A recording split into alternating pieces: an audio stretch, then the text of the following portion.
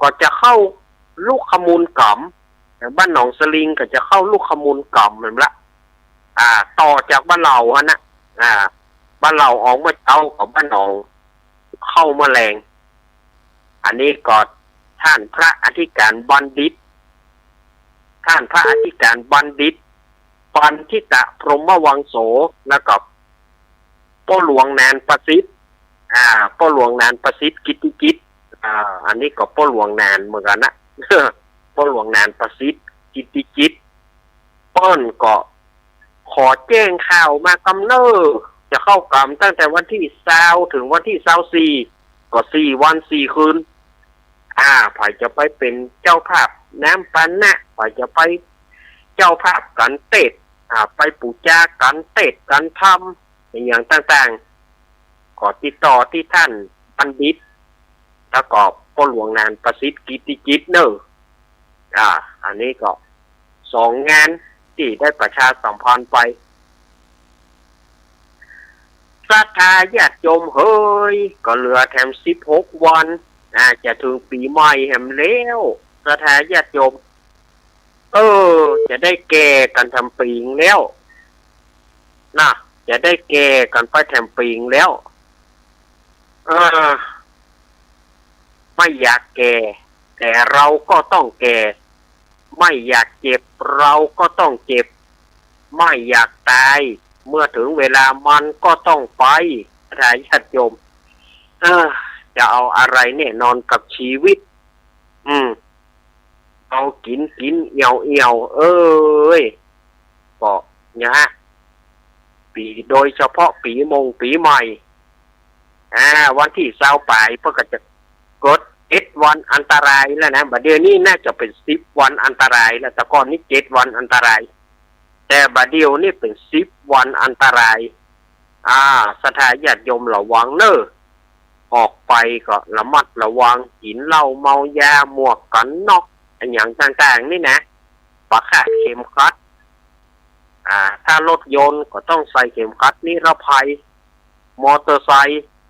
ก็ต้องใส่หมวกกันน็อกก็ใส่เวลาเปิ้นจับเปิ้นยับมาอันตรายเนอะ ฝากเตือนไว้บ่เมินเพื่อจะเกิดด่านละ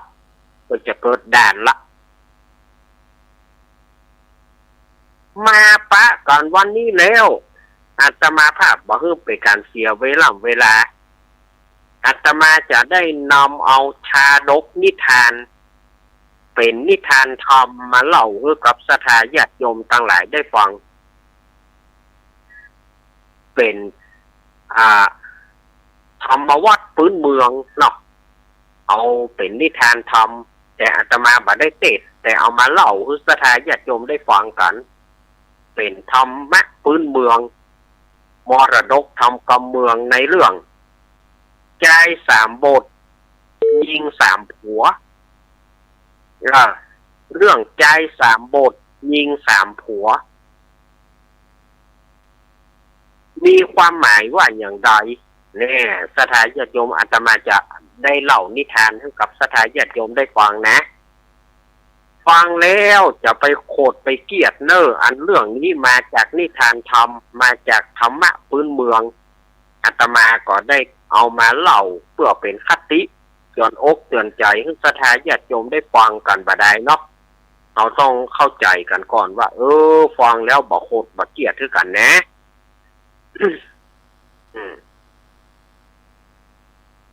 ลุงเสาเกิดวันติดฟังเบิ้นกระโทมันลุงเสาเนอะลุงเสาเกิดวันติดนะ ชื่อลุงเสาเกิดวันติดฟังแล้วเบิ้นโทรมาเนอะ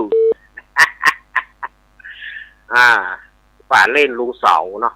คนฟังประจำ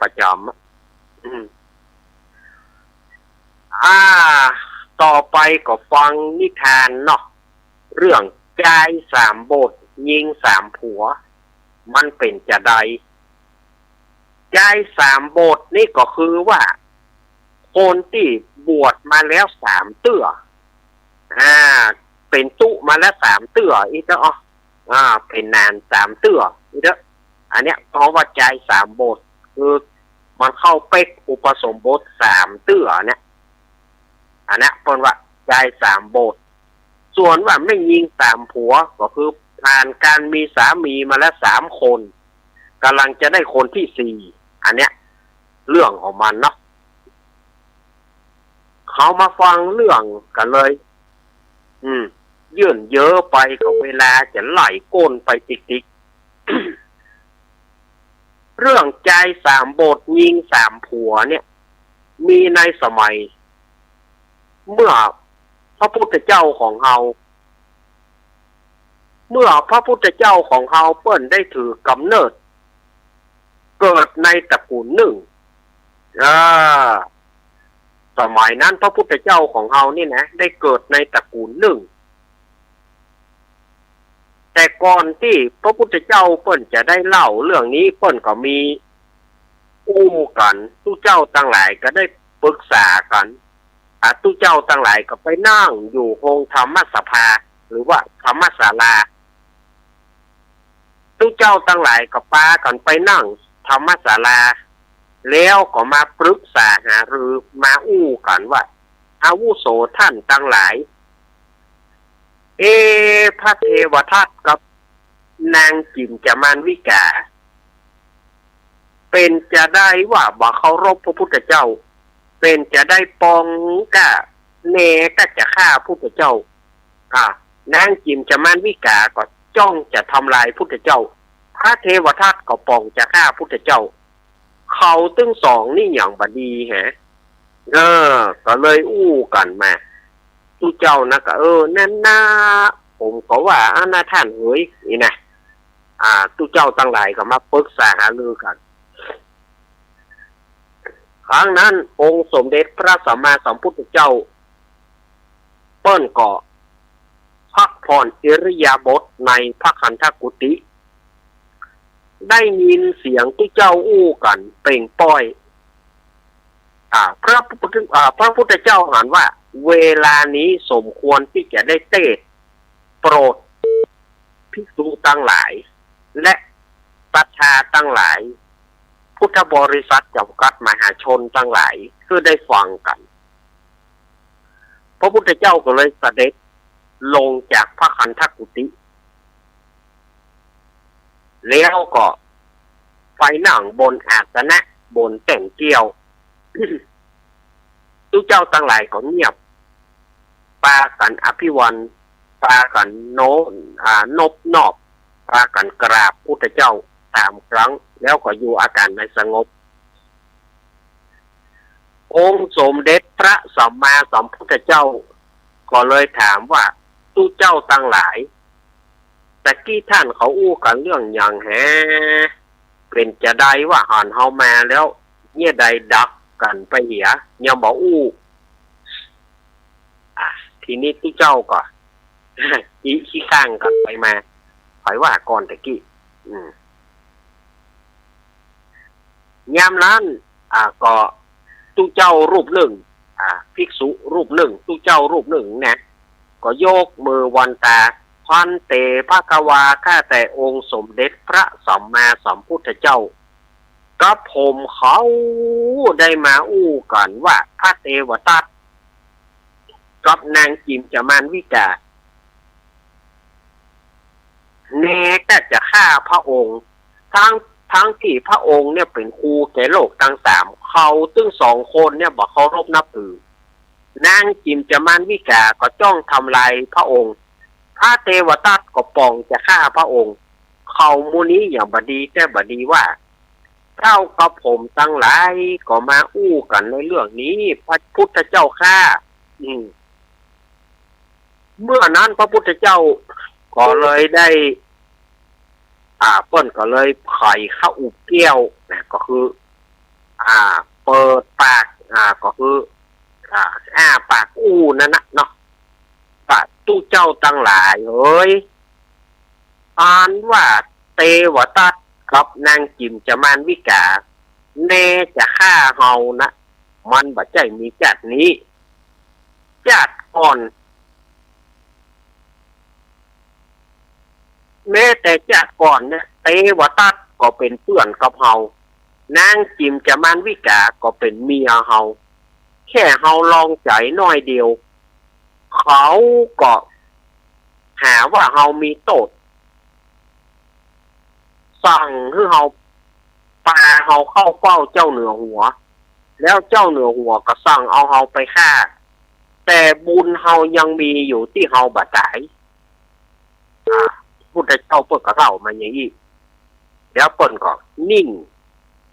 นิ่งตุนหิภาษาธรรมเพราะว่าตุนหิก็คืองับปากไว้ตุนหิเมื่อนั้นทุกเจ้ารูปตะกี้โยกมือพันเตภะคะวาข้าแต่องค์สมเด็จพระสัมมาสัมพุทธเจ้าอ่านว่านิทานของพระองค์จัดแล้วปางหลังเจ้ากับผมเขาหม่อมฉันเขาเนี่ยยังบ่ฮู้หม่อมฉันเขาอยากให้ฟังขอพระองค์จงยกนิทานเรื่องนี้มาเล่าให้หมู่หม่อมฉันฟังกำเตอะพระพุทธเจ้าข้านี่เป็นการอาราธนานะทุกเจ้าเพิ่งก็อาราธนาบัดเจ้าว่าโจโลขึ้นมาพุทธเจ้าจะเตะไปเลยก็บ่ใจเพื่อจะต้องมีตนอาราธนาอย่างเขาขึ้นธรรมะปูจานจะต้องอาราธนานิปานังเยกะละมังหรือว่าพรหมาจะโลกาธิปติสัมปติกรรมอาราธนาต่างๆเนี่ยเพราะว่ากรรมอาราธนาธรรมสถาญาติโยมบ่มีภัยที่จะอวดหูเจ้าเฮา บ่มีภัยแล้วที่จะอวดหูคนอวดหูมันมีคนเดียวได้น่ะ แต่อวดหูบ่ใจว่าอวดหูแล้วมันบ่มีผลอวดหูเพื่อบอกเพื่อสถาญาติโยมได้หูแล้วสถาญาติโยมจะได้เข้าใจว่าเเปิ้นอย่างนั้นแกจะได้เข้าใจในการฟังน้ำฟังธรรมเปิ้นจะต้องมีตนอาราธนาธรรมขึ้นไปธรรมะจะว่าขึ้นไปนะโมตัสสะภะมันยังบ่ได้ต้องอาราธนาธรรมแม้แต่บทสวดมนต์เปิ้นก็ยังมีการอาราธนาก็คือพระปริตวิปติปติพระปริตจะขึ้นธรรมะก็ต้องมีการอาราธนาธรรมพระพุทธเจ้าเปิ้นบ่ใช่นำได้นำเตศลูกพุทธเจ้าเปิ้นก็ยังบ่เตศเมื่อเปิ้นตรัสรู้ใหม่ๆเปิ้นยังคิดว่าจะสอนไผดีบ่สอนไผดีแก่จะเป็นปัญเจกับพุทธบุคคลดีแก่บ่อยากจะสอนไผถ้าสอนไผธรรมของเฮาละเอียดแต่พระพรหมก็มาอาราธนาเนี่ยพรหมมาจะโลกาธิปติสัมปติกัดอัญชลีอันที่วรังพระพรหมมาอาราธนาพระพุทธเจ้าก็เลยเทศนาโพธิสถาญาติโยมถึง45พรรษาอันนี้อาตมาเอามาเล่าเรื่องนี้เหมือนกันพระสงฆ์หรือว่าตู้เจ้ารูปนั้นก็อาราธนาพุทธเจ้าพระพุทธเจ้าก็เลยได้เริ่มเทศนาว่าอาติเตกาเลในกาละอันล่วงพ้นไปแล้วสมัยนั้นสมัยเมื่อพระเจ้าพรหมทัตครองราชเมืองพาราณสีบ่พ้นพาราณสีแถมล่ะ พระเจ้าพรหมทัตกับเมืองพาราณสีนี่นะแด่กู้รุ่นกู้สมัยตนดีกับตนดีกับพระเจ้าพรหมทัตนะตนให้กับพระเจ้าพรหมทัตคือเปิ้นเป็นตระกูลเปิ้นบางคนถามว่าพระเจ้าพรหมทัตเนี่ยมีถึงตนดีก็คือมันเป็นตระกูลพรหมทัตเกิดมาพวกก็ใส่ชื่อคือเปิ้นเฮาว่าสืบสันตติวงศ์สืบสันตติวงศ์ก็คือเชื้อตระกูลพรหมทัตเนี่ยตระกูลพรหมทัตเกิดมาก็ใส่ชื่อนะได้เป็นเจ้าเมืองกับพระเจ้าพรหมทัตดีกับพระเจ้าพรหมทัตให้กับพระเจ้าพรหมทัตเพราะสืบสันตติวงศ์อันนี้กำราชาทรัพย์เนาะสืบสันตติวงศ์สืบกันมาตระกูลพรหมทัตนั่นน่ะในสมัยนั้นมี2พ่อลูกอยู่ด้วยกันต่อโพธิสัตว์เจ้าของเฮาเนี่ยเกิดไปเป็นลูกของพ่อใจคนหนึ่งซึ่งก็แม่เปิ้นบ่ปรากฏน้ำแม่เปิ้นบ่ปรากฏน้ำแต่ว่าใจคนเนี้ยคือนอโพธิสัตว์เจ้าเนี่ยอยู่กับพ่อ อยู่กับป่อจนถึงใหญ่หน้ากล้าบานจนถึงเป็นบ่าวมาเมื่อเป็นบ่าวโอ้ป่อก็เท่าไปเนาะป่อก็มีอายุนักไปละทีนี้ก็ป่อก็หันว่าอยู่บ่ได้ละเฮ้ยด้วยโรคชราด้วยโรคชราโรคชราก็คือโรคเท่านั้นนะถามว่าโรคชราคือโรคกันยังก็คือโรคแก่นั่นนะโรคเท่านั้นนะหันว่าจะต้องห้องลูกมาสั่งสอนเนี่ยก่อนถ้าได้สั่งสอนลูกแล้วก็ตายตาลับอ่ะถ้าบ่ได้สั่งสอนลูกก็ตายตาบ่รับว่า ก็เลยห้องลูกว่าน้อยเฮ้ยมาหาป่อนี่กำลังลูก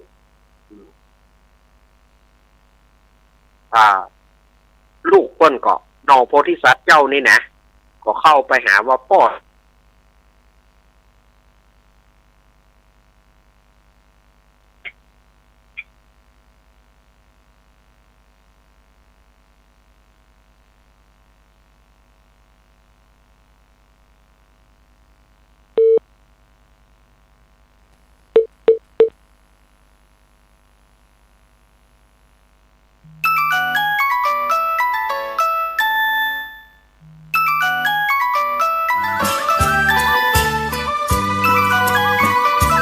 เดินก่อนนะครับโทรศัพท์ในรอบมีปัญหาเนาะ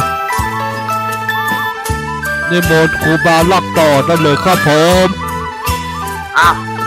ขอโทษเนอะสถาญาติโยมมันเกิดอุบัติเหตุสายหลุดไป โอ้สายหลุดไปขอโทษเนอะกำลังจะเล่าม่วนแต่ขอโทษคุงเพิง ขอโทษคุงเพิงขอโทษคุงเพิงคมแรงปีกมาแล้วเนอะมีไหนตะกี้ตึกที่ว่าป่อเปิ้นจะสั่งสอนเนาะนอโพธิสัตว์เจ้านี่ก็ไหว้ป่อก็สั่งสอนว่าลูกเฮ้ยป่อคงจะอยู่กับลูกมาได้ละมาเดียวนี่นะป่อจะอยู่กับลูกมาได้ละแต่ป่อจะขอสั่งสอนลูกคนที่บอกควรคบเนี่ยมีสองประเภทคือใจ3 โบสถ์กับไม่ยิง3 ผัวใจ3 โบสถ์แบบที่ว่าเนี่ยใจที่บวชมาแล้ว3 เตื้อเนี่ยกับไม่ยิง3 ผัวจะบะควรที่คบเนอลูกจะไปคบเนอมันจะบดีกับตัวเก่านอโพธิสัตว์เจ้าก็ถามว่าเป็นเพราะอันยังป่อก็อย่างนักกว่าได้ละลูกพิจารณาเอาคือลูกพิจารณาเอาลองเชื่อป่อถ้าลูกมาเชื่อป่อลูกจะเสียใจแล้วลูกจะปะเอาความหายนะคำว่าคบใจ3 โบสถ์คบไม่ยิง3 ผัวเนี่ยมันบอกควรที่คบเนอะลูกเนอะพิจารณาเอาแล้วป่อก็ตายเมื่อป่อตายแล้วส่วนใจนอโพธิสัตว์เนี่ยก็ไข้หูแต่เนอะอีป่อบอกว่าห้ามคบใจ3 โบสถ์ห้ามคบใจ3 โบสถ์ห้ามคบไม่ยิง3 ผัวมันเป็นจะใดเขาจะลองพอหรอนอโพธิสัตว์เจ้าต้นก็ลองผิดลองถูกก็หรอกเขาจะลองพอหรอเขาจะลองคบพอหรอ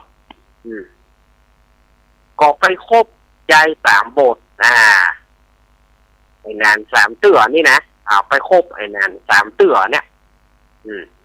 ก็ลองไปคบพอหรอก็คบกันเป็นเพื่อนนะไปคบใจที่บวชมาแล้ว3 เตื้อเนี่ยไปคบไอ้นาน3 เตื้อนี่จากคบไอ้นาน3 เตื้อแล้วก็ไปปะใส่ไม่ยิงไม่ยิงที่มีผัวมาละ3 คนเป็นไม่ยิงไม่3 ผัว พ่อชายคนนี้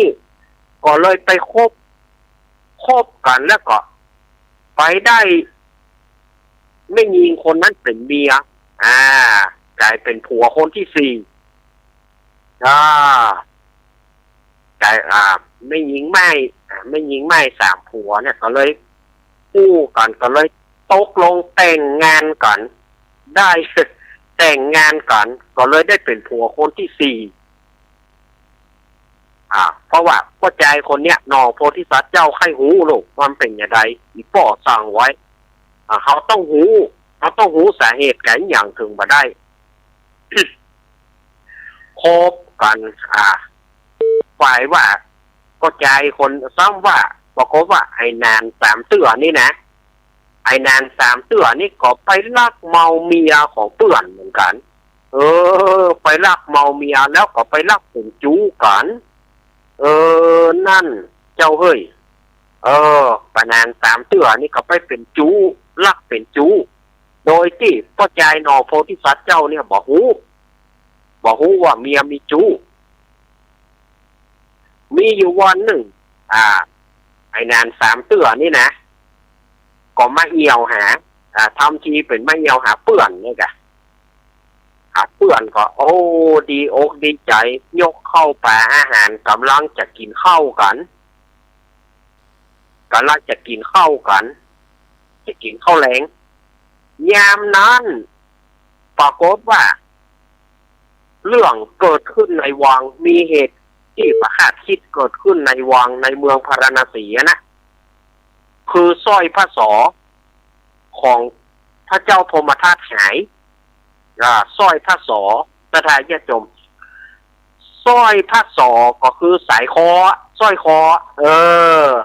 สายคอของพระเจ้าพรหมทัตหายพระศอไปว่าคอลูกสร้อยไปว่าสร้อยสร้อยไปว่าสายคอนะสายคอนะสร้อยพระศอเนาะสายคอของพระเจ้าพรหมทัตหายพระเจ้าพรหมทัตก็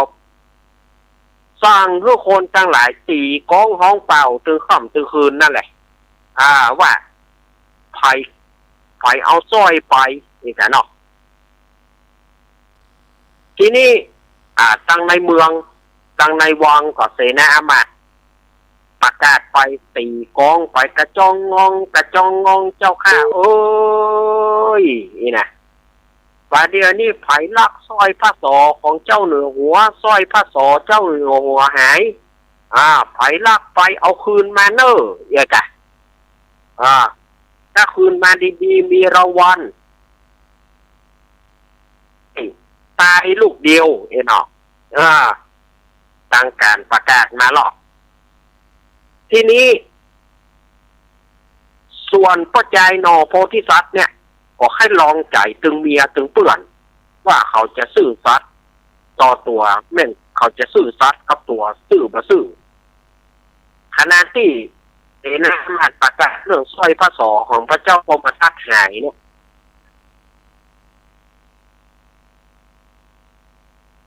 นี่นอโพธิสัตว์นี่ก่อนเลยลองใจเมียพอว่าเมียนี่จะซื่อก็เลยบอกว่าสูมานี่ก่อนนะนี่อย่างยังไม่ได้กินข้าวเท่าหรอกกำลังจะตั้งวงกินข้าวกันต้นประกาศมาพอดี ต้นประกาศสร้อยพระศอหายต้นประกาศสูงมานี่ก่อนนี่อย่างหูไข้หูว่ะไผ่ลักสร้อยให้สูงค่านะลักสร้อยอย่างนั้นจะค่าเนี่ยลักสร้อยของเจ้าหลวงไปมีไปเก้าน้ำนี่ต้องตายน้ำมายุ่งเก้าอุสนะ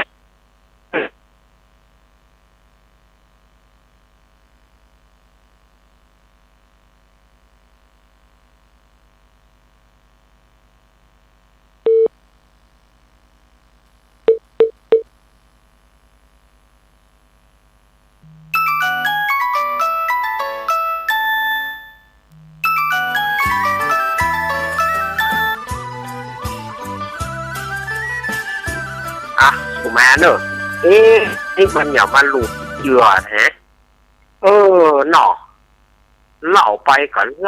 หลุดเล่าไปกับหลุดเด้แน่นอ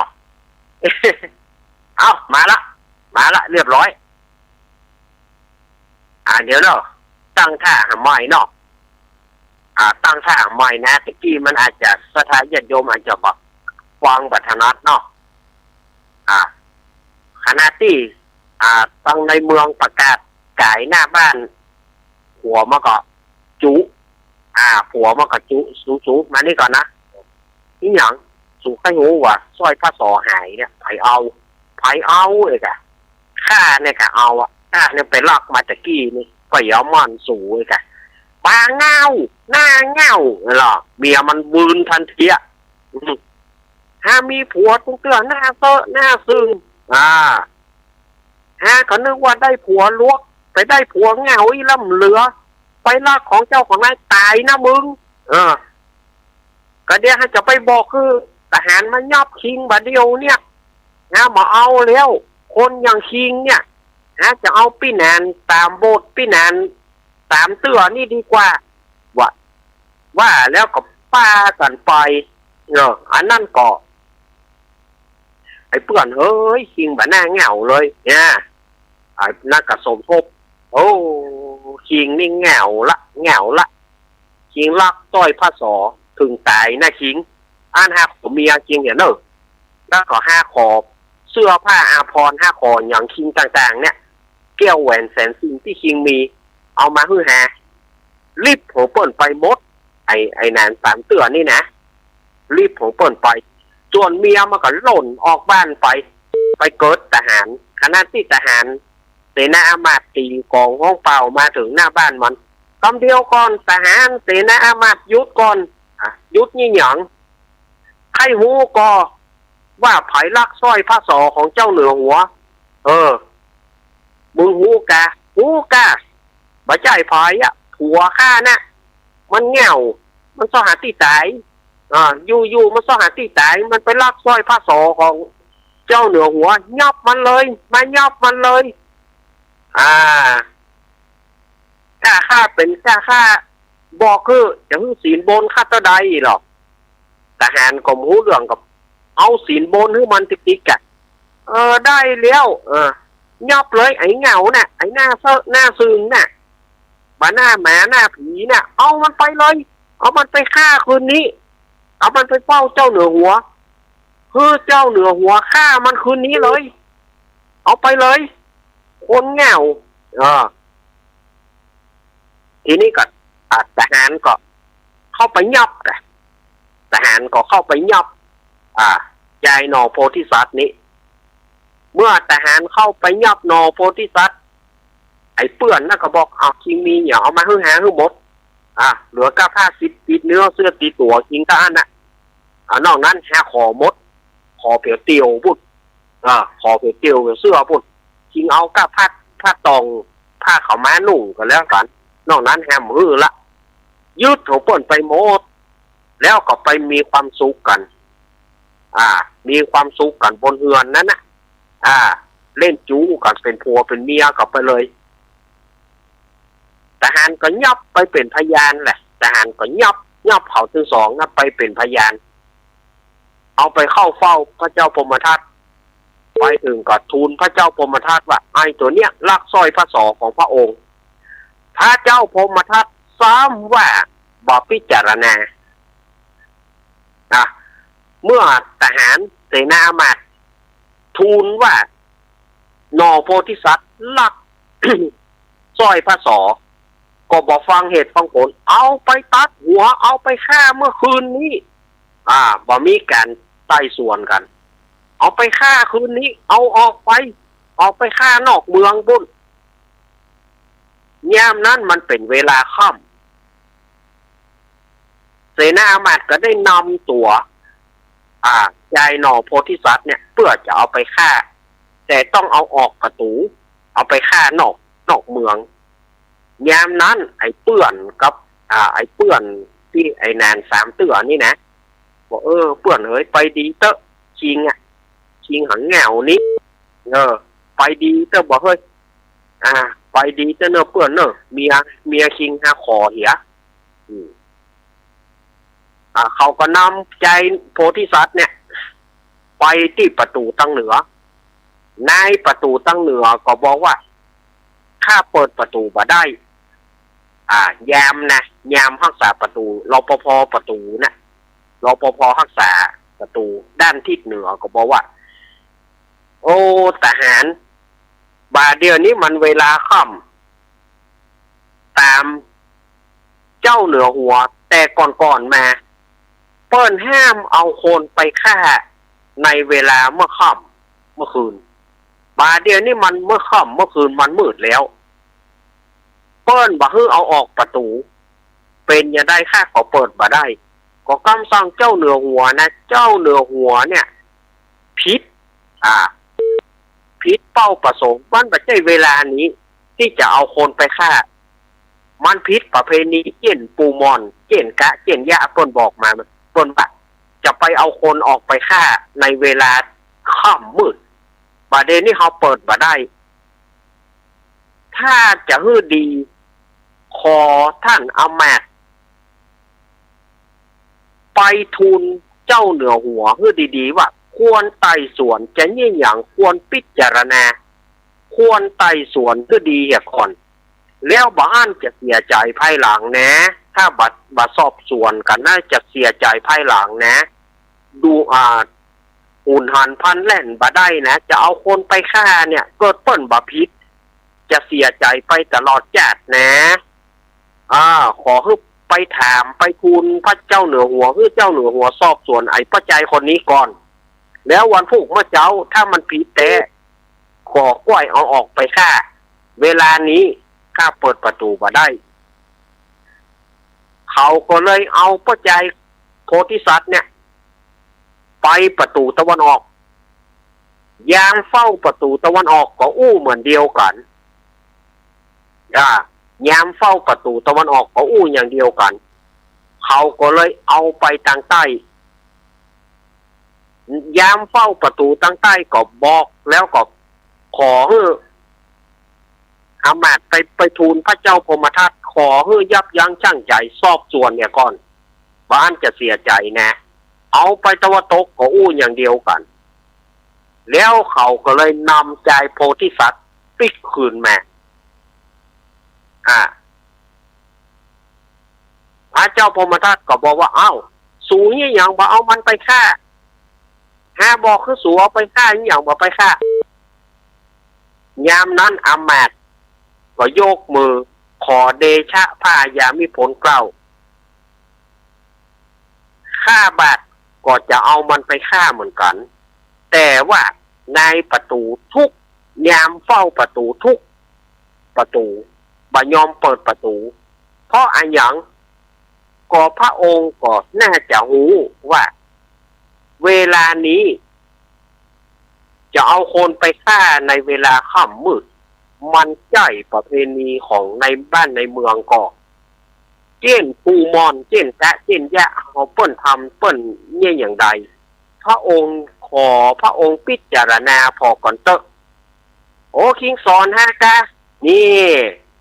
คิงสอนฮะกะเป็นพระเจ้าเหนือหัวผู้นะเป็นพระเจ้าแผ่นดินคุ้มหัวคุ้มตะบานคิงเขากันนะมาสอนฮะกะขอเดชะพระยามิผลเก่าข้าบาทบ่อาจจะร่วงเกินบ่อาจจะสอนแต่ข้าบาทก็ขอให้พระองค์ใจเย็นๆมีพระทัยเย็นๆก่อนเมื่อมีพระทัยเย็นๆแล้วเพื่อสอบสวนถามไอ้พ่อใจคนนี้ว่ามันได้เอาสร้อยพระศอของพระองค์ไปแตะก่อนถ้าหากว่ามันเอาไปแตะวันพุธข้าบาทก็จะนำตัวมันไปประหารชีวิตขอลองสอบสวนพอก่อนพระเจ้าพรหมทัตก็บอกว่าบาสอบระบบสมบูรณ์นายาสิทธิราชระบบเจ้ามีอำนาจภายปากมาได้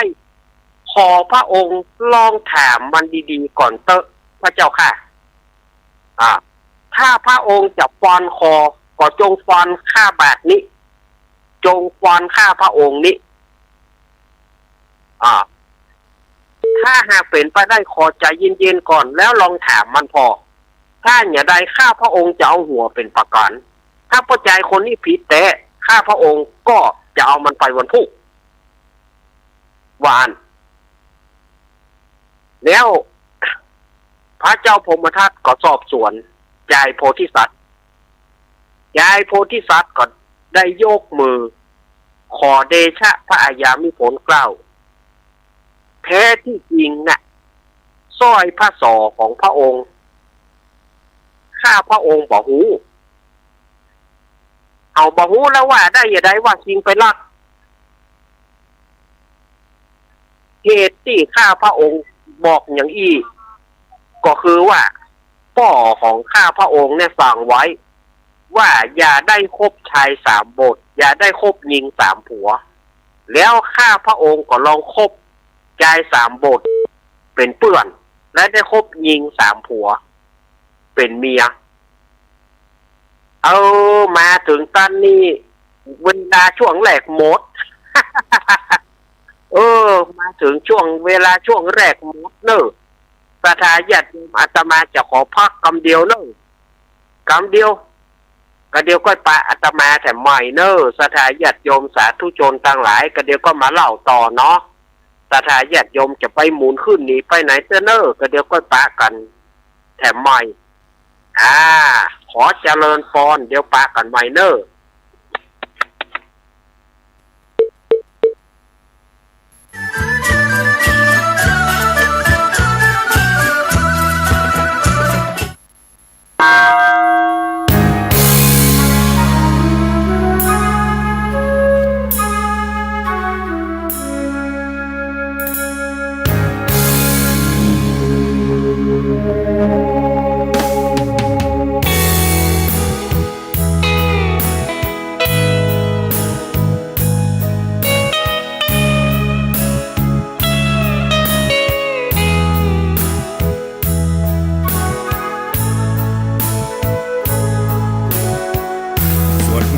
ข้ามปีสร้างบารมีข้ามพศ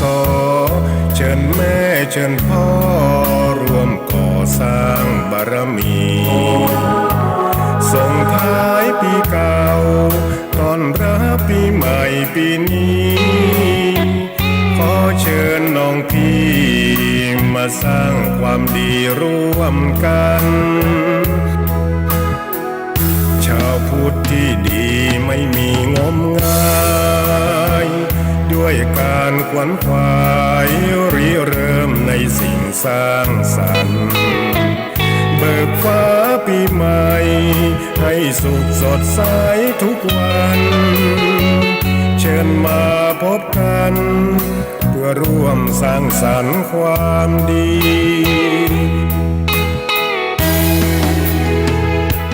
ทุกใดที่มีในใจของเราความโศกความเศร้าที่คอยเผาใจนานปีจงมาลายหายสูญด้วยคุณพระชินสีอีกทั้งทุกโศกโรคภัยที่มีอย่าได้ราวีตลอดปีและตลอดไปสวดมนต์ข้ามปีสร้างบารมีข้ามพศอย่าได้รีรอมาเสริมต่อสร้างสุขทางใจสมเป็นชาวพุทธบริสุทธิ์สะอาดสดใสเชิญพากันไปไหว้พระสวดมนต์ข้ามปี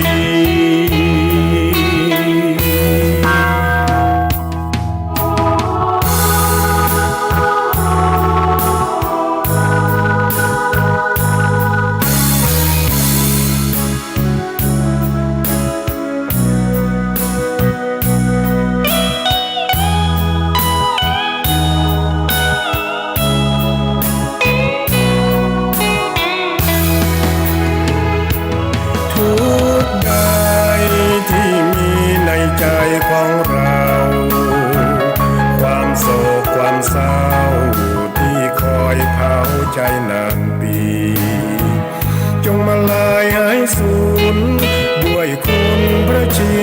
สีอีกทั้งทุกโศกโรคภัยที่มี อย่าได้ราวีตลอดปีและตลอดไปสวดมนต์ข้ามปีสร้างบารมีข้ามพศอย่าได้รีรอมาเสริมต่อสร้างสุขทางใจ สมเป็นชาวพุทธบริสุทธิ์สะอาดสดใส เชิญพากันไปไหว้พระสวดมนต์ข้ามปี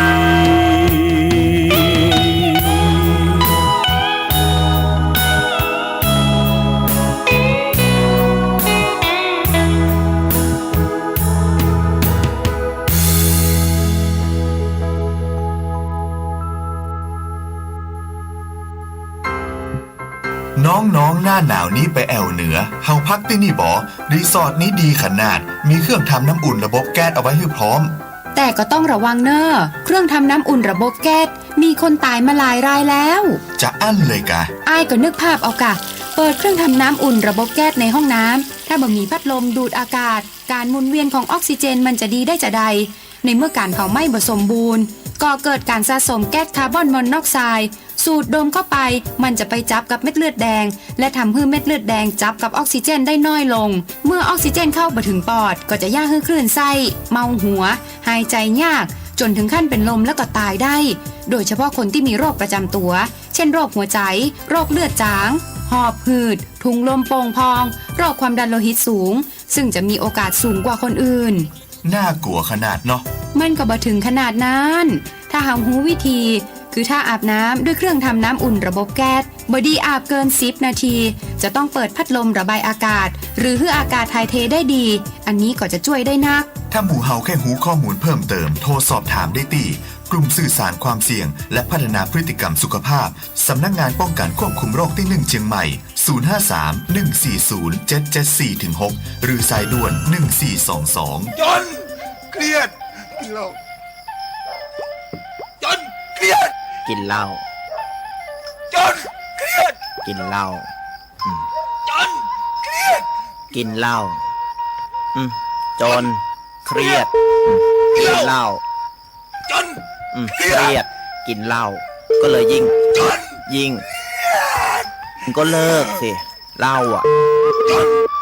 เลิกเหล้าเลิกจนเริ่มต้นเข้าภาษานี้ครูบาลักหรือต่อสายพ่วงมาหาผมสักครู่เดียวนะครับ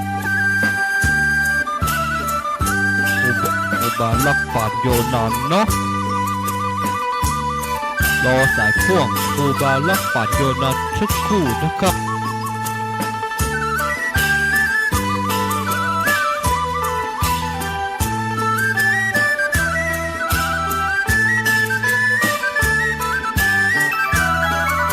แล้วครับนิมนต์ครูบาลักได้เลยครับผมเอาแล้วสถานญาติโยมสาธุชนคนดีเฮาทุกท่านมาถึงช่วงที่2ของรายการสาระธรรมยามค่ำช่วงธรรมะบันเทิงใจฟังสบายสไตล์ชิวๆโดยอาตมาภาพสามเณรรักปัญโยนันท์ก็ได้ได้จ่าไปเล่านิทานไปเนาะกำลังสถานญาติโยมก็กำลังฟังนิทานก็ม่วนแต่ เอามาฟังกันต่อเลยเนาะหลังจากที่พระเจ้าพมทัตสงบลงแล้วก็เริ่มสอบสวนว่าความเป็นมาเป็นไปอย่างไรจายนอโพธิสัตว์เจ้าก็เลยทูลว่าขอเดชะพระอัญญามิพลเก้าอันที่จริงนั้นสร้อยพระศอกของพระองค์เนี่ยข้าพระองค์บอกหูเรื่องเลยแม้แต่น้อยเดียวบอกหูเรื่องได้จะได้ก็เมียคิงบอกว่าคิงเป็นคนรักบ่ใจกะคิงเป็นคนบอกเมียคิงบ่ใจกะยามนั้นไอ้นานสามเตื้อนี่นะไอ้นานสามเตื้อกับเมียมันนะก็ช่วยกับสันทั้งแต่นั่นนะแต่นะเพคะ ผัวข้าเจ้าเนี่ยมันตึงเหงามันบอกว่ามันรักไป มันบอกว่ามันเนี่ยเอาประเด็นนี้ผัวใหม่ของข้าเจ้าก็เป็นพยานได้ไอ้นานสามเตือก็แม่นนะเปื่อนของข้าบาทเนี่ยมันเอาของเปิ่นใส่แต่ก็เพื่อจะทูลเรื่องพระเจ้าพมทัตสั่งเอาหน่อโพธิสัตว์เจ้าไปฆ่ายามนั้นพระเจ้าพมทัตก็ถามว่ามันแต่เท็จจริงอย่างไรขอเดชะพระอัญญามิผลเกล้าแต่ที่จริงข้าพระองค์บาได้ลักสร้อยพระศอกของพระองค์แต่ที่ข้าพระองค์ว่าอย่างอันข้าพระองค์อยากจะดูใจว่าอยากจะลองใจก่อนที่ป่อของข้าพระองค์จะตายไปป่อของข้าพระองค์สั่งนักสั่งหนาว่าอย่าได้คบใจ3 บทอย่าได้คบหญิง3 ผัวข้าพระองค์ก่อนไข้หูก็เลยไปคบใจ3 บทก็คือคบไอ้คนที่มันบวชเนี่ยไอ้นาน3 เตื้อเนี่ยก็คบมันเป็นเปื่อนเพราะไข้หูแล้วก็คบเอาไม่ยิงคนนี้ซึ่งข้าพระองค์ก็หูแล้วว่ามันเป็นไม่ไม้มันละ3 ผัวก็คือข้าพระองค์ไข้หูว่ามันจะเป็นอย่างที่ป่อของข้าพระองค์บอกไว้ก่อนเมื่อข้าพระองค์มาคบกับเขาแล้วก็จะลองใจพอในขณะที่ทหารเป่าประกาศไปว่าสร้อยพระศอกของพระองค์หายข้าพระองค์ก็เลยลองใจเมียเพราะว่ามันจะว่าอย่างไรแต่ก็ผลลัพธ์ออกมาก็คือว่าโปรดโทษเขาเนี่ยกลับหาว่าข้าพระองค์เป็นคนขี้รักแล้วด่าว่าต่างๆนานาจนถึงกระทั่งว่าทหารมายับข้าพระองค์แล้วนำเอาข้าพระองค์มาเฝ้าพระองค์ก็ซ้ำบ่สอบสวนพระองค์ก็ซ้ำบ่พิจารณาซ้ำไปบ่พอสั่งเอาข้าพระองค์ไปฆ่าแต่ว่ามันเป็นเวลาค่ำคืนยามเฝ้าประตูผู้คนบ่ยอมเปิดประตูข้าพระองค์ก็เลยรอดแล้วท่านอมาตย์ผู้เนี้ยก้นก็เลยทูลขอให้พระองค์ใจเย็นๆแล้วสอบสวนข้าพระองค์ก็จึงตอบให้พระองค์ตามความเป็นจริงพระเจ้าค่ะโอ้พระเจ้าพมทัตบอกว่าโอ้ยหาเกือบได้ฆ่าคนโดยที่เปิ้นบ่มีความผิดหาเกือบได้ฆ่าคนที่บ่มีโทษหาเกือบได้ฆ่าคนบริสุทธิ์แล้วเพราะความหุนหันพลันแล่นนี่แหละโว้ยแหนี่ธัมโมสังโฆเกือบไปบุญของคิงหาเกือบจะได้ฆ่าคนโดยที่บัดตันได้พินิจพิเคราะห์บัดตันได้พินิจพิจารณาโอ้เป็นว่าความเป็นจริงเป็นว่าคิงแค่ลองใจว่าเมียคิงเนี่ยซึ่งเป็นแม่ไม้3 ผัวแล้วก็ไอ้เปื่อนเนี่ยเป็นนานมาแล้ว3 เตื้อคิงแค่ลองพออีนอพระเจ้าค่ะข้าพระองค์จะลองใจเขาว่าเขาเป็นอย่างไรแต่แล้วเขาก็ทำเพื่อข้าพระองค์ต้องเจ็บจำใจขณะที่ข้าพระองค์ยังบ่ตายเตื้อเขาก็ยึดเอาเข้าเอาของแล้วมาเป็นจู้กันบนเรือนของข้าพระองค์เองพระเจ้าพมทัตก็เลยสั่งว่าวันพุธเนี่ยเพื่อเอาไอ้ใจ3 บทกับไม่ยิง3 ผัวเนี่ยไปฆ่าเหี้ยส่วนว่าใจโพธิสัตว์เนี่ยเป็นผู้บริสุทธิ์ทีนี้เจ้าหน่อโพธิสัตว์นี่ก็เลยบอกว่าต้องฆ่าถ้าฆ่ากันก็จะไปเป็นบาปเป็นกรรมขอพระองค์ ทรงเนรเทศเขาสองคนผัวเมียเพื่อไปตามยถากรรมเตอะพระเจ้าค่ะพระเจ้าพรหมทัตโอ้ก็เลยเข้ากอดไอ้เปื้อนขอโทษไอ้เปื้อนเอ้ยขอโทษเกือบที่จะได้ฆ่าทิ้งเปื้อนเอาละวันพุธจะราชาพิเศษจะจัดราชาพิเศษเพื่อกับขิงถึงวันพุธมาพระเจ้าพรหมทัตก็ตีกองห้องเป่ากันตีกองห้องเป่าแล้วประชาชนตั้งหลายไพ่ฟ้าประชาชนตั้งหลายก็ลังไหลกันเข้ามาในเมืองพาราณสีพระเจ้าพรหมทัตก็ราชาพิเศษยกเอาใจโพธิสัตว์นั้นขึ้นเป็นเจ้าเหนือหัวขึ้นเป็นพระเจ้าแผ่นดินครองกรุงพาราณสีส่วนพระเจ้าพรหมทัตออกไปบวชเป็นพระฤาษีพระเจ้าพรหมทัตออกบวชเลยเพราะว่าเข็ดแล้วบ่อยากจะเป็นคนหุนหันพลันแล่นนั้นหนีไปบวชเข้าป่าไปบวชแล้วก็ยกลูกสาวของพระเจ้าพรหมทัตเนี่ยเป็นมเหสีเป็นมเหสีราชินีแห่งเจ้าเหนือหัวองค์ใหม่ที่นี่จะย้อนมาถึง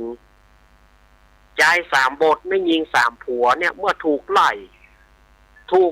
แล้วก่อนยังบ่เตื้อถูกรีบเข้ารีบของที่เอาของเปิ้นไปเนี่ยยึดคืนให้เจ้าเหนือหัวองค์ใหม่แล้วผลสุดท้ายก็บ่เหลือเนี่ยสักอย่าง ก็การเข้ามา การเข้ามาขอเดชะพระยามิพลเก้าข้าพระองค์ผิดไปแล้วพระเจ้าค่ะขอพระองค์โปรดเมตตาข้าพระองค์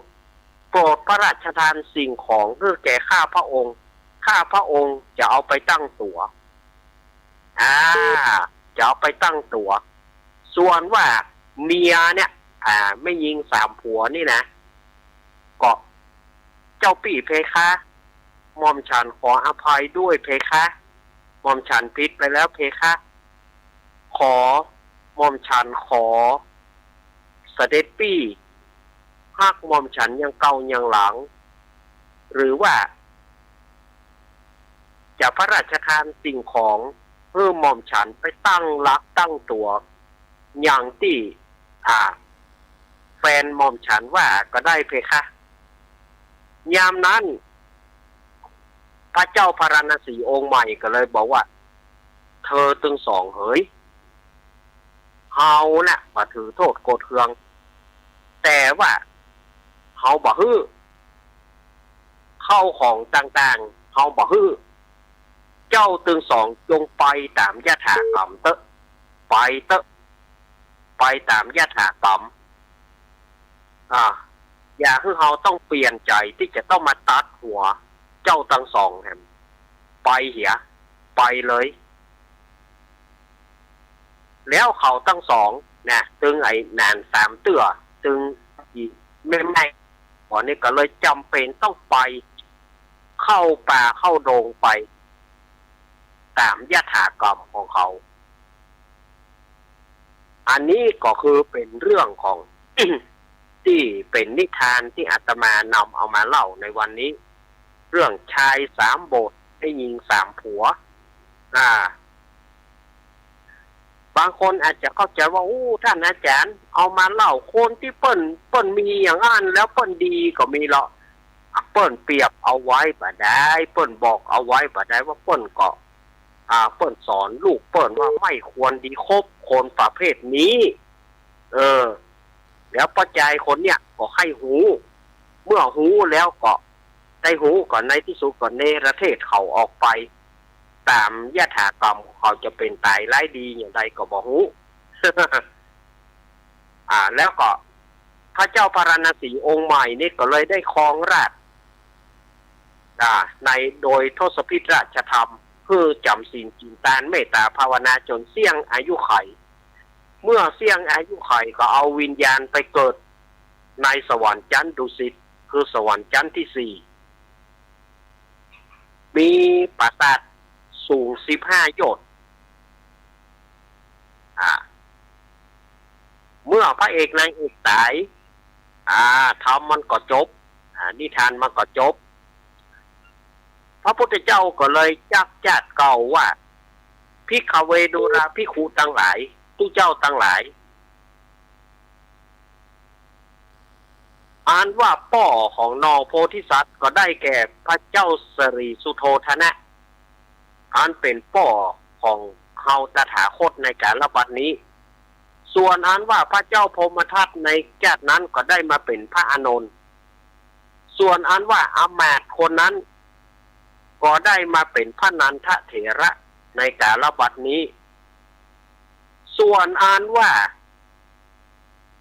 ไอ้นานสามเตื้อนั้นก็คือได้มาเป็นพระเทวทัตในกาลบัดนี้ส่วนอันว่าไม่ยิง3 ผัวคนนั้นก็คือมาเป็นนางจิมจมานวิกาในกาลบัดนี้ส่วนอ่านว่าก็ใจคนนั้นในที่สุดก็ได้มาเป็นเจ้าเมืองพาราณสีในครั้งนั้นก็คือเราตถาคตในกาลบัดนี้เมื่อจบพระธรรมเทศนาเรื่องนี้เหล่าบรรดาพุทธบริษัททั้งหลายก็ได้ถึงธรรมวิเศษมีประเทศว่าโสดาสกิทาคาอนาคาอรหันต์ตามบุญของเขาในกาลบัดที่ได้สร้างมาในกาละเมื่อก่อนก็มีหั่นเลยนะนี่ที่ต่างขีญาสังวรรณนาวิเศษจะห้องเหตุธรรมเทศนาย้าย3 บทยิง3 ผัวก็บังกรมสมเด็จเสด็จจบแล้ว จบแล้วเน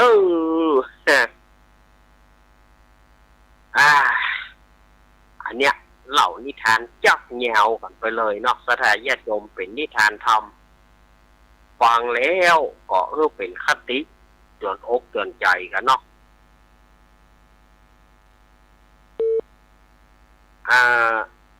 เพราะว่าป่อเปิ้นสร้างไว้นอโพธิสัตว์เล่าของเฮาเนี่ยป่อเปิ้นมักถ้าว่าเวลาเกิดที่ไหนป่อเปิ้นสร้างไว้แล้วก็เปิ้นก็ไข้หูตัว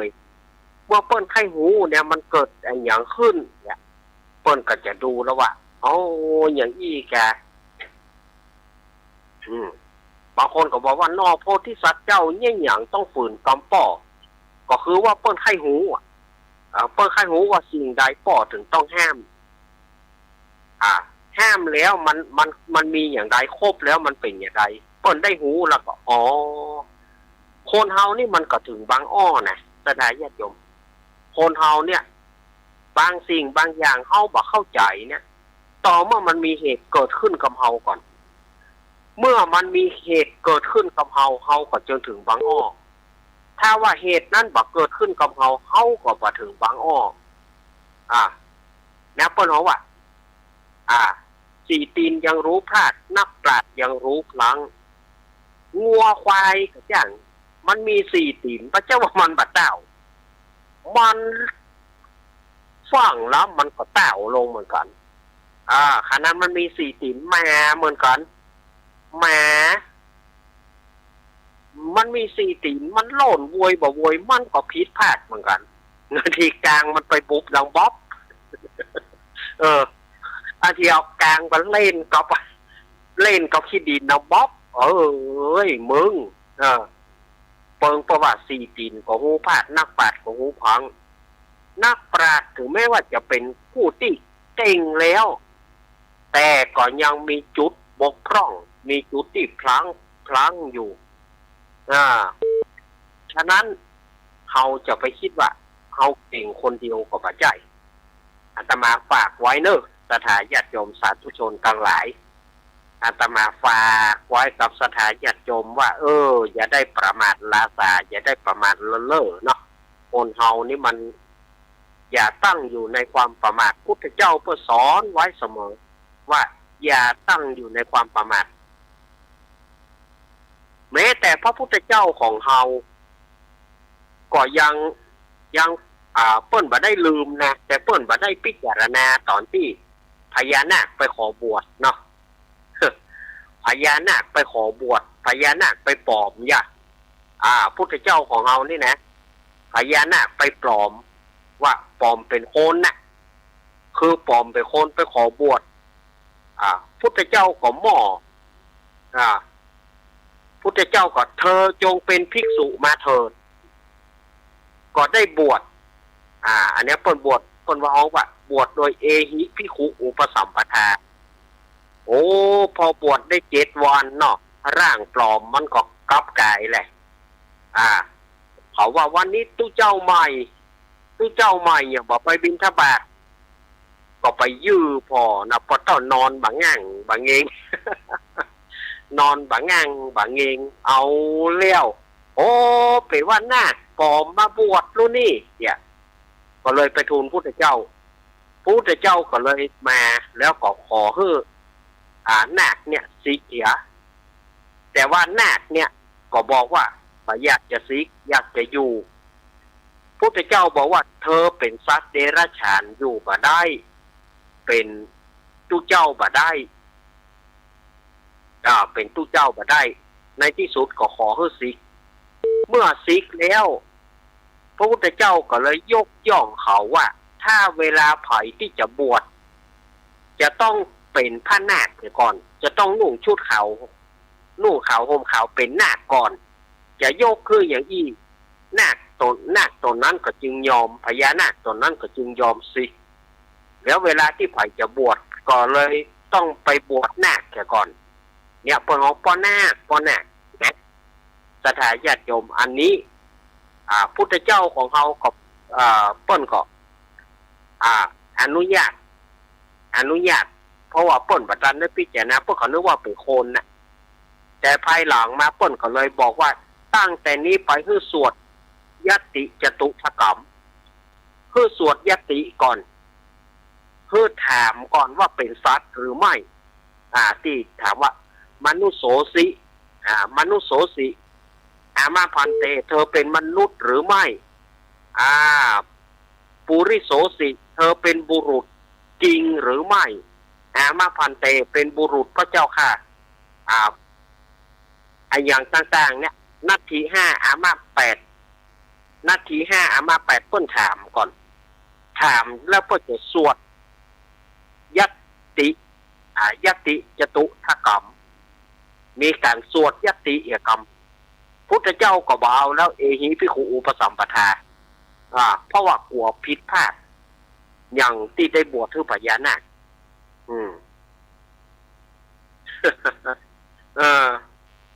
แม้แต่หลวงพ่อจรัญทิตธรรมโม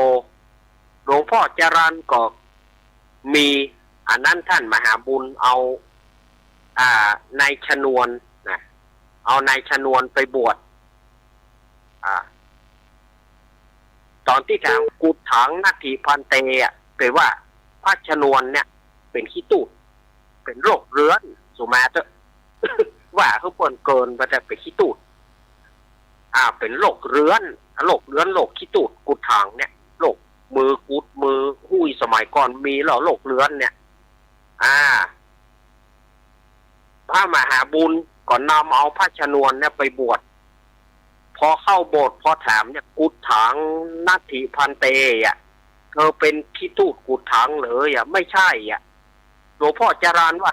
อาตมาเสียวแป๊บในใจเลยนี่อย่างถึงมันอย่างเสียวแป๊บมันอย่างเสียวในใจแป๊บโอ้จะต้องเกิดเหตุบดีแล้วเนี่ยแต่ก็บวชทื่อพระชนวน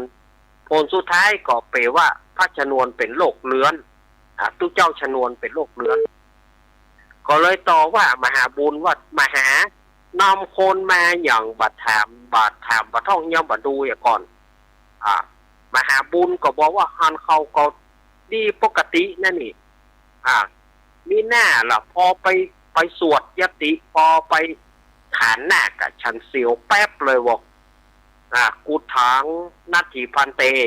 เธอเป็นขี้ตูดกุฏถังเธอเป็นโรคเรื้อนใช่ไหมไม่ใช่ไม่ใช่เจ้าข้า หลวงพ่อจรัญว่าเสียวในหัวใจแป๊บเลยเรื่องนี้เป็นว่าพระชนวนเป็นขี้ตูดกุดทางในที่สุดกับหลวงพ่อจรัญนั่นนะต้องจำเป็นต้องยาต้องรักษาจนพระชนวนเนี่ยหาย อันนี้เป็นบทเสริมเนาะบทเสริมที่เอามาเล่าให้สถานญาติโยมได้ฟังนะได้เวลาที่จะเปิดสายแล้ว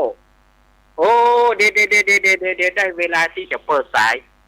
เอาปัญหาของแม่สีดาเนาะบัดนี้สถานีเจียงไฮ้ฮอบอยู่ลูก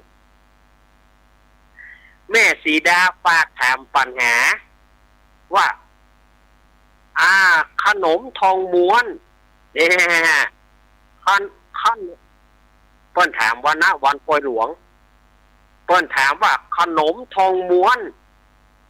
เป็นภาษาไทยภาคกลางแต่อยากจะรู้ว่าคนเมืองฮ้องว่าขนมอะไรหยังขนมทองม้วนเอารู้จักกันนะขนมทองม้วนขนมทองม้วนเป็นคำพูดของภาษาไทยภาคกลางแต่ภาษาเมืองเหนือฮ้องว่าขนมอะไรหยังเกียมตายมาได้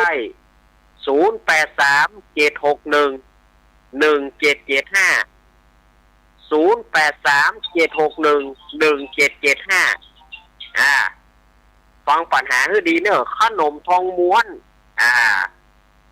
ขนมทองม้วนนี่เป็นคำอู้ของภาษาภาคกลางแต่ภาษาเมืองเขาฮ้องว่าข้าวนมไอ้หยังญาติโยมลองตายเข้ามาเนอะ ถูกบ่ว่ากันนะ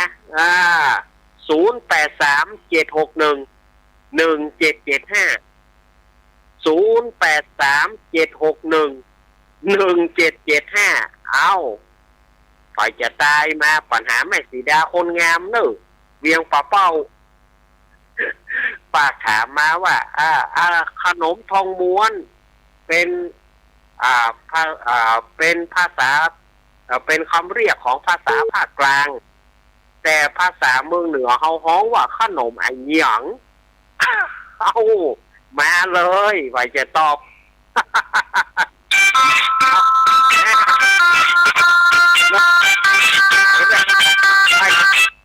เจริญปอน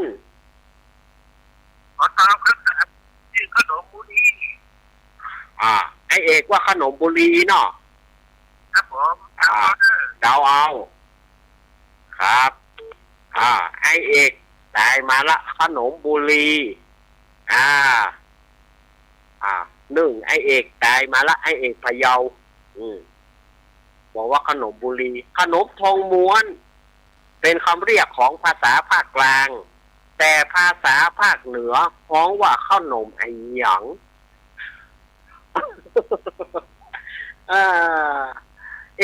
วันนี้เป็นปัญหากวนๆแต่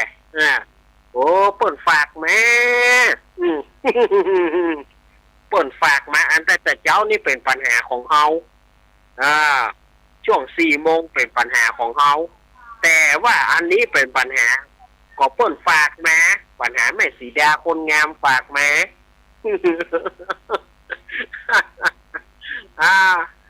ใครจะตอบมาเลยสถานญาติโยมอยู่ที่ไหนก็ได้เนอะพะเยามาแล้วนะ1สถานตั้งเจียงไฮ้สู้เขาสู้เขาจอมตองก็ได้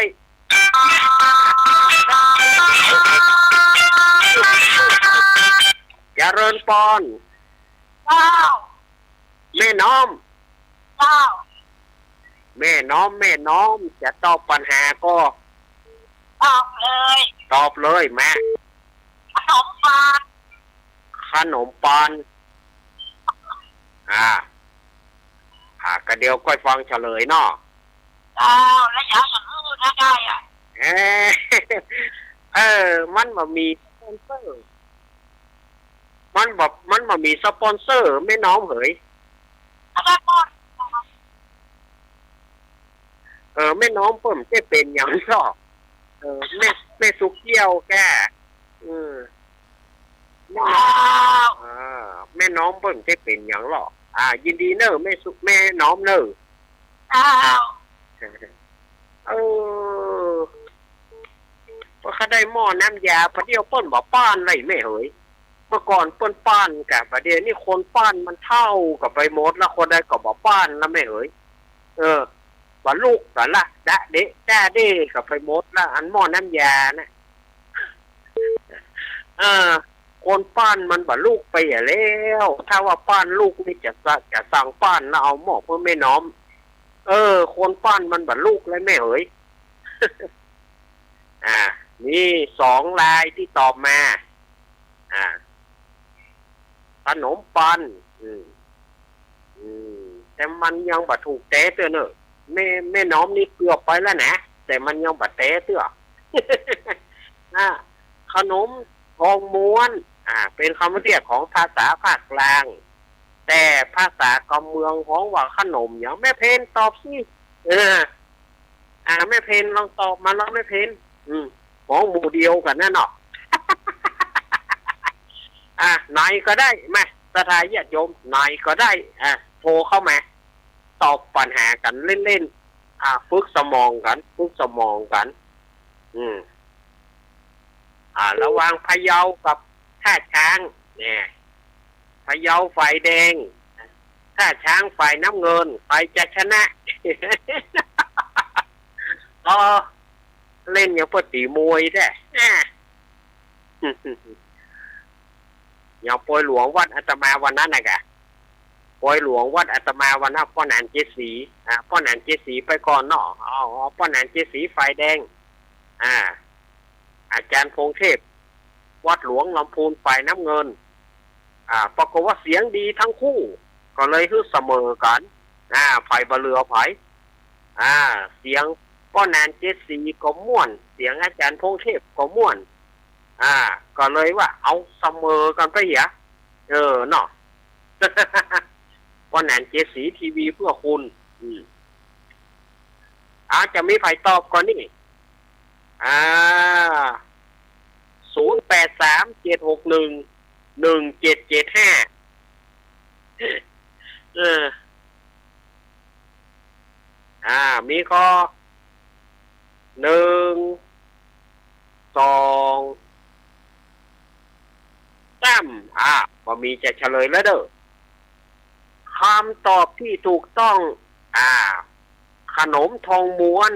ภาษาภาคกลางพวกของขนมทองม้วนบ้านเฮาฮ้องว่าขนมขนมเนี่ยทองแปลว่าคำทองแปลว่าคำม้วนแปลว่าปันคำที่ถูกต้องของคนเหนือเฮาขนมคำปันเจริญปอนโอ้ไอ้เป็นพันธุ์แท้เนาะ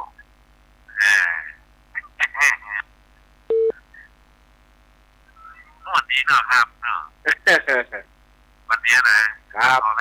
แล้วครับเนาะครับโอ้เป็นดีเจเฉพาะเลยครับเนาะ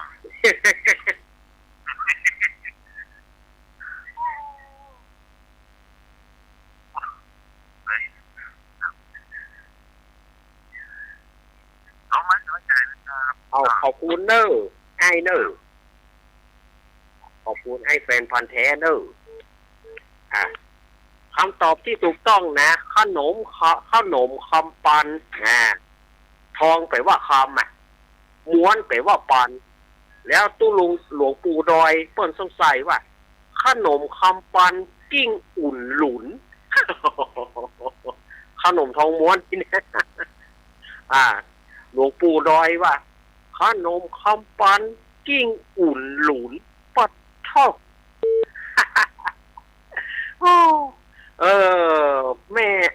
แม่น้อมแม่น้อมลืมตัวกลางไปน้อยเดียวก็ถือว่า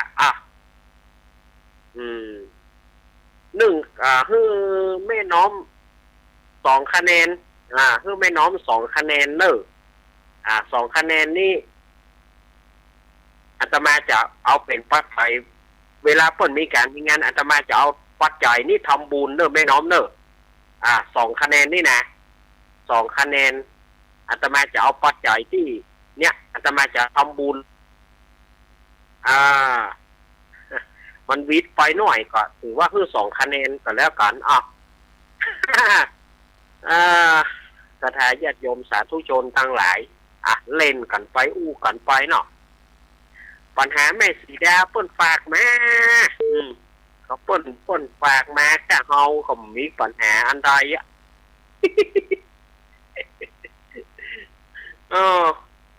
โอ้ญาติโยมที่ฟังตั้ง104นี่ก็มีไอ้เอกพะเยาแล้วก็ไอ้แฟนพันธุ์แท้เนาะที่ฟังจาก104ขอบคุณเนอะลำปางบ่มีแค่วันนี้แต่ไอเซฟ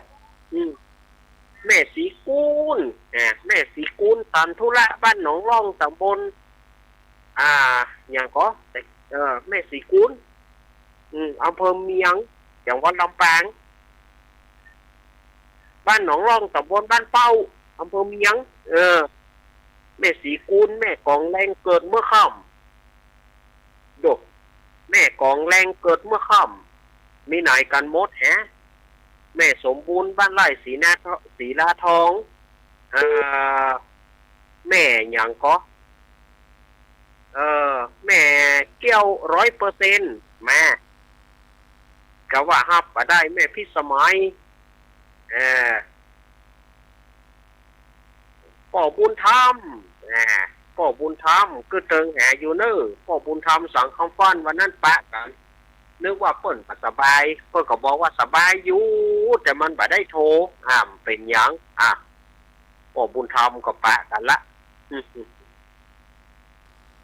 บ่ได้มาปล่อยหลวงกับเนอะประเพณีเนอะประเพณี1 เมษาสถาญาติโยมไผจะโทรมาแถม0837611775ว่าไปหูดังก็ตานไปตีบไปถ้าใจเสียงนักนะมันก็บอกหูว่ามันเป็นเพราะอะไรหยังถ้าใจเสียงนักเข้าอีเนี่ยเอาละมันจะเปลี่ยนไปละเสียงมันจะเปลี่ยนมันจะเข้ามันจะอัดหูดังละ อัดหูดังไปติ๊กมันก็เฮ็ดเหมือนกันนะบางคนถามว่าอย่างใดอาจารย์กำแรกนี่เป็นท่าเนี่ยเปิ้นเฮาว่าท่าดีทีเหลวท่าดีทีเหลวป้อเติมแก้ววงวานแม่เหลวป้อธนัทป้อบุญตานปลาไร่โทรมาพ่องเนอปลงพงป่าสร้างโทรมาพ่องเนอปลงพงแม่พรป่าเศร้าคือเติงหาเนอแม่พรป่าเศร้าเนอแม่กรกมลจะเริญปอนไรจ้าลูกเล็กอุ้ยเฮือนอุ้ยเฮือนแน่นอนบอกอุ้ยเฮือนนี่แน่อุ้ยเฮือนว่าจะได้อุ้ยเฮือนว่าจะได้แนวก็แนว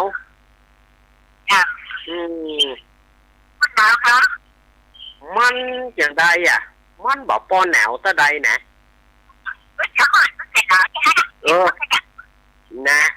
นะเอาขอบคุณอุ้ยเฮือนอุ้ยเฮือนแสนสอนี่จ้ะอันนี้ดั้งเดิมแต่ละอุ้ยเฮือนนี่นะดั้งเดิมแต่แล้วก็เมินตัวแล้วแม่แสงทองแม่แสงทองบ้านปางพะเยาแม่แสงทองจะรอนปอน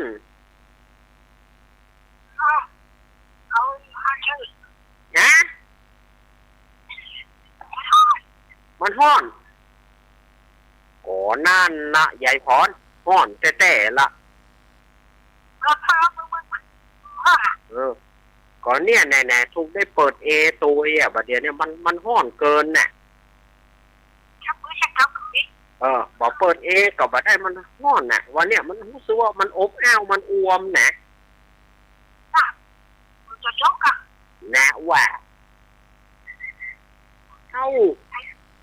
คุณยกไม่ใช่ครับจริงอ่ะ น่ะอากาศร้อนๆหนาวๆแต่ยายพรแต่ก็เดือจ้ะ ใช่แล้วคุณไม่ยกอ่ะ อี ไม่เชื่อถ้าคุณยก นั่นโอ้มันตกตั้งละปูนแต่มันมาถึงบ้านเฮาอ่ะ แต่มันตกเป็นยอมไม่เนาะตกเป็นยอมตกเป็นค้างคาวไอ้เนาะเอ้ยบ่ม่วงค่าอีกตกฝนตกไปข้างคาวอีกหมีอ่ะบ่ม่วงค่าอีก แค่รักว่า อ้าวยินดียายพรเด้อเจ้าหวัดดีเจ้ายายพร จุยายพรเห็นหน่อยไปดูแกยายพรนี่นะร้องงัวแดงสันกำแพงเชียงใหม่โอ้น้ำพริกที่บวกกลางแล้วก่อนร้องงัวแดงนะน้ำพริกตาแดงเปิ้นลอมเนอะยายพรบอกว่าเป็นน้ำพริกควายเนอะที่เปิ้นเอามาให้อาตมานะอาตมาได้บักกอกเอาบักกอกเข้าใส่โทเหมาะเนอะไอ้น้ำพริกตาแดงป่นเหมาะเฮ้ยก็อร่อยเด็ดเผ็ดมันน่ะอร่อยเด็ดเผ็ดมันเดี๋ยวอาตมาจบนี่แล้วก็จะฉันยาแล้วก็จะมีวางเจริญปอนแม่สุพิษ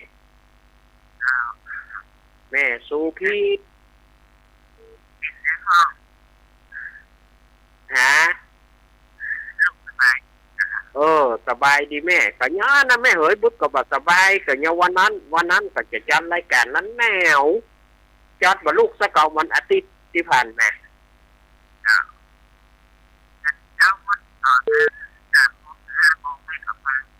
ฟังอยู่นอกอย่างแม่บัดโทรมา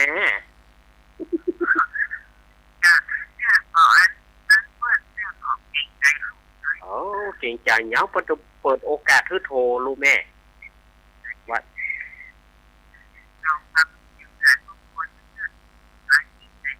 เอาขอบคุณแม่สุพิษเนอร์นะไอ้พงเสียงรอนะมาพ่อหลวงพงมาแม่สุพิษถามหาหนึ่งครับเอาขอบคุณนะแม่ครับแม่สุพิษแม่ย่อยสันทรายสายต่อไปเจริญปอนแม่เพนมาแล้ว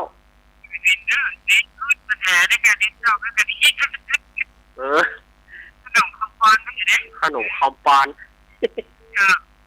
แม่น้อมได้2 คะแนนอยู่แม่น้อมวิทย์ไปหน่อยเดียว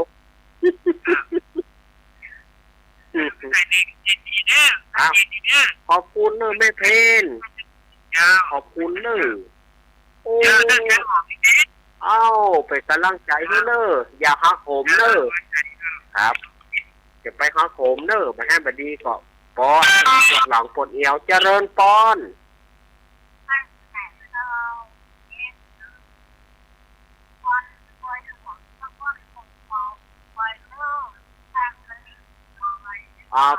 ปะสถาขวงเปาปะสถานน้ำรัด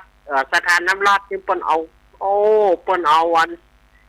เปิ้นยกคาราวานต่ำส้มมาเปิ้นมาต่ำจูตี้เลย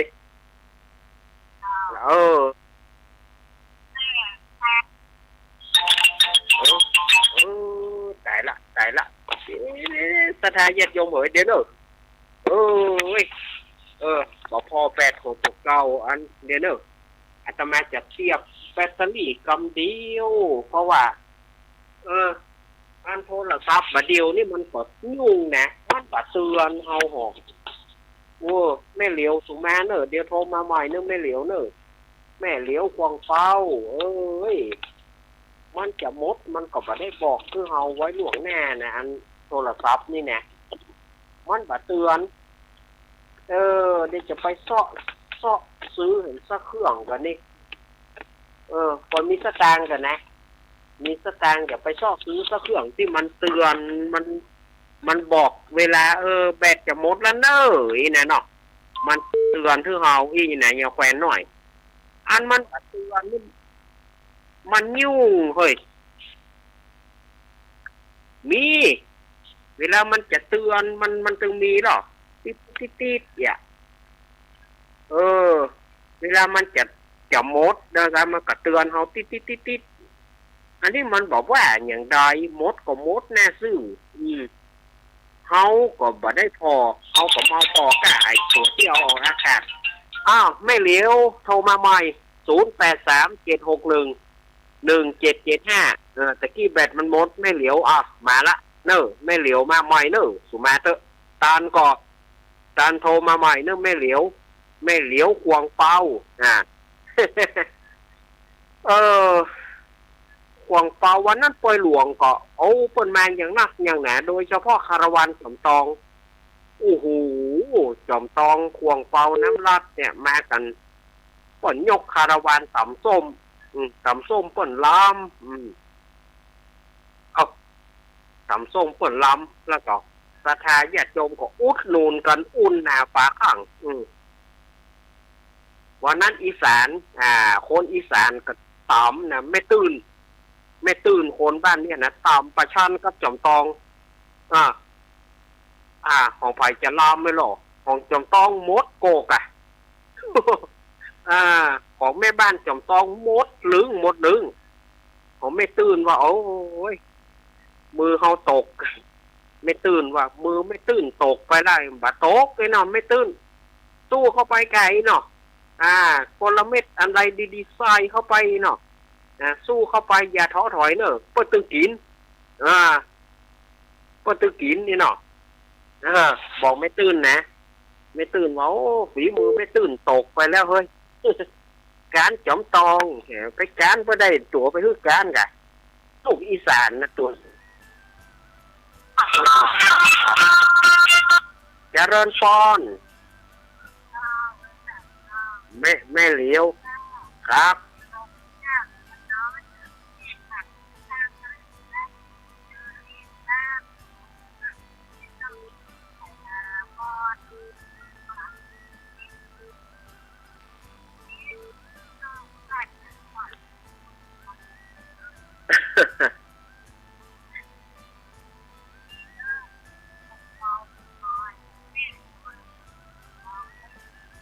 ครับ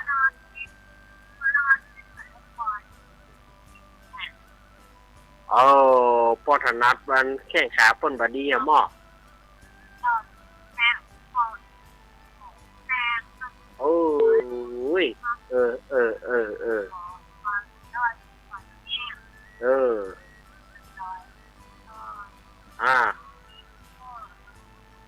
รับ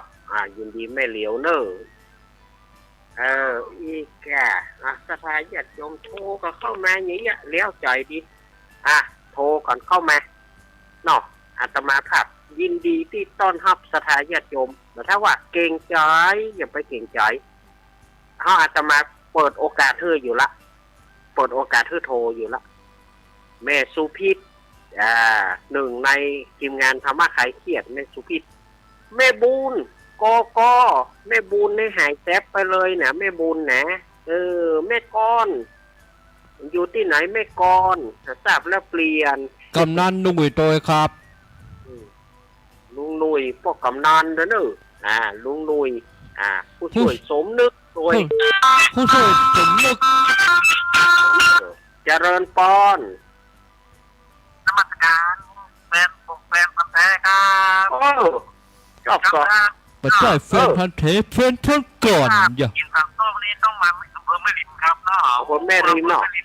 ลำครับเนาะ สุดยอดบ่ โอ้สุดยอดเลยครับเนาะ